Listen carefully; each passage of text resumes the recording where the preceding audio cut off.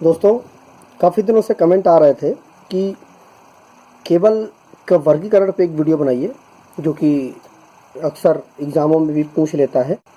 तो काफ़ी कमेंट आए, तो इसलिए मैंने फाइनली ये वीडियो आप लोगों के लिए मैं लेकर के आया हूँ, जो कि काफ़ी कुछ जानकारी आपको एग्ज़ाम से संबंधित और थ्योरी से संबंधित इलेक्ट्रीशियन के जानकारी आप लोगों को मिल जाएगी। तो बने रहिए इस वीडियो के साथ लास्ट तक। नमस्कार दोस्तों, मेरा नाम आर के श्रीवास्तव और आप देख रहे हैं अपना ही चैनल टारगेट इलेक्ट्रीशियन। तो आइए शुरू करते हैं। तो सबसे पहले देखिए, आज का जो टॉपिक है वो केबल का वर्गीकरण, यह टॉपिक है हमारा।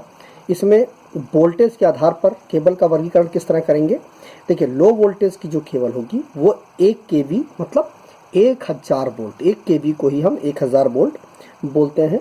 तो 1 kV की वो केबल होगी जो लो वोल्टेज की होगी। दूसरी है हाई वोल्टेज। हाई वोल्टेज जो है वो 11 kV मतलब 11000 वोल्ट, मतलब 1 kV से लेकर के 11000 वोल्ट के बीच में, 1 kV से लेकर के 11 kV के बीच में जो केबल होगी उसे हम हाई वोल्टेज केबल बोलेंगे। इसके बाद आती है हमारी सुपर वोल्टेज जो केबल होगी वो 11 kV से 33 kV मतलब 11000 वोल्ट से लेकर के 33000 वोल्ट तक के बीच की जो केबल होगी वो सुपर वोल्टेज केबल होगी।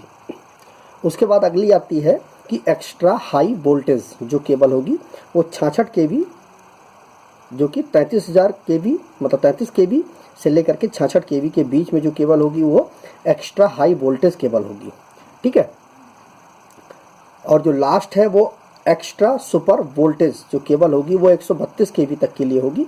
132 kV से ऊपर मतलब 132 kV या 132 kV से ऊपर की जो केबल होगी वो एक्स्ट्रा सुपर वोल्टेज केबल में आएगी। इसके बाद आगे है कि कोर के आधार पर जो केबल हमारी होती है वो सिंगल कोर में भी केबल होती है, मतलब एक तार होगा जिसमें, मतलब एक केबल होगी वो सिंगल कोर। जो कोर होता है दोस्तों वही केबल होती है, मतलब जितनी केबल होगी, जितने इंसुलेशन चढ़ी हुई जितनी केबलें होंगी वो कोर कहलाता है। तो सिंगल कोर की केबल भी होती है, 3 कोर की केबल होती है। सिंगल कोर में केवल एक ही सप्लाई हम लेके जा सकते हैं। मान लीजिए फेस हमको लेके जाना है तो एक ही फेस लेके जाएंगे। 3 कोर की केबल होगी तो उसमें RYB 3 केबल या तीन केबल है तो उसमें 3 फेस हम लेके जाएंगे। ठीक है। 3.5 जो केबल होगी 3.5 mm मतलब 3.5 कोर की जो केबल होगी वह केबल मतलब 3 फेस और प्लस एक आधा जो होगा वो न्यूट्रल के लिए होगा।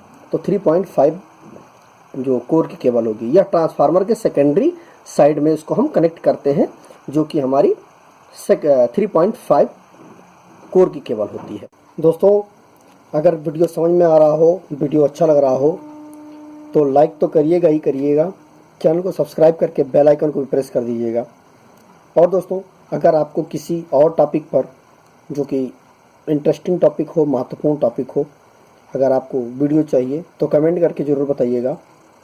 मैं आप लोगों के लिए वो वीडियो ज़रूर लेकर के आऊँगा, अच्छे तरह से बना करके। इसके बाद अगली जो है अचालक पदार्थों के आधार पर जो केबल होगी वो MI केबल, यह मिनरल इंसुलेटेड केबल होती है, MI केबल। अगली होती है XLPE केबल, यह cross linked poly ethylene cable होती है। जो लास्ट होती है वो PVC केबल होती है, पॉलीविनाइल क्लोराइड, मतलब ये इंसुलेशन होते हैं दोस्तों इनके ऊपर। ठीक है। तो पॉलीविनाइल क्लोराइड का इंसुलेशन होता है, यह केबल होती है। उसके बाद अगला आता है क्षेत्र के आधार पर जो केबल होती है वो इलेक्ट्रॉनिक केबल होती है, मतलब 2 प्रकार की केबलें होती हैं, और विद्युत शक्ति केबल होती है। यह इलेक्ट्रॉनिक केबल होती है, इसमें इलेक्ट्रॉनिक कार्य के लिए इसका उपयोग करते हैं, जो कि मल्टी कोर होती है केबल। और जो विद्युत शक्ति केबल होती है वो हम विद्युत के लिए, जो हम घरों के लिए विद्युत यूज़ करते हैं, या पावर हाउस में जो केबलें यूज होती हैं, मतलब जो कि जिनका वोल्टेज 220 या 110 वोल्ट से ऊपर जो होगा वोल्टेज, उसके लिए वो विद्युत शक्ति केबल होगी। तो उसका 2 प्रकार की होती है, इलेक्ट्रॉनिक केबल होती है और विद्युत शक्ति केबल होती है। इसके बाद जो केबल आती है वो अचालक पदार्थों की अवस्था के आधार पर जो केबल होगी वो ठोस केबल होती है, द्रव केबल होती है और गैस केबल होती है, 3 प्रकार की। इसके बाद जो अगली जो लास्ट होती है वो 3 फेज सप्लाई के लिए जो केबल होती है ये बेल्टेड केबल होती है, सील्डेड केबल होती है और डाब केबल होती है। जिसमें से जो हमारी बेल्टेड केबल होती है इसके प्रत्येक कोर जो संयुक्त रूप से कागज की पट्टियों द्वारा इंसुलेट किए जाते हैं। जितने भी इसके कोर होते हैं वो कागज की पट्टियों से इंसुलेट किए जाते हैं। प्रत्येक कोर के मध्य अंतराल में, मतलब जितने भी कोर होते हैं उनके अलग अलग करके उनको फाइबर युक्त इंसुलेटिंग पदार्थ के बीच में भर दिया जाता है। यह जो इंसुलेटिंग पदार्थ होता है यह यांत्रिक दोष या नमी से केबल को हानियों से बचा लेता है, जो कि इसके ऊपर इंसुलेटिंग पदार्थ का यूज किया जाता है। इस प्रकार के जो केबल होती है वो भूमिगत केबलों में लगभग इनका यूज होता है। और यह जो केबल होती है वो मध्यम वोल्टेज मतलब कि 11 kV, यह जो केबल होती है वो 11 kV के लिए यूज की जाती है। ठीक है। उसके बाद अगली जो और किन्हीं परिस्थितियों में जो बहुत रेयर कंडीशन में 22 kV के लिए भी इसका भी उपयोग हम कर सकते हैं। अगला है सील्डेड केबल। यह जो केबल होती है इस प्रकार की केबल के जो उच्च वोल्टेज के लिए सामान्यतः इसका हम उपयोग करते हैं। मतलब उच्च वोल्टेज मतलब हमारा हो गया 22 kV से लेकर के 66 kV के लिए हम इसका उपयोग करते हैं। तो इस प्रकार की ये केबल हो गई। उसके बाद लास्ट जो हमारा है दाब केबल। ये जो दाब केबल होती है इसमें लेड आवरण के अंदर जूट फाइबर पदार्थ का हम प्रयोग करते हैं। और इनके जो मतलब जैसे मान लीजिए कि ये केबल है, ये मान लीजिए 1 2 3 और ये मतलब 4 कोर की केबल हो गई, तो मतलब 3.5 कोर की, तो 1 2 3 और ये न्यूट्रल के लिए चौथी केबल हो गई।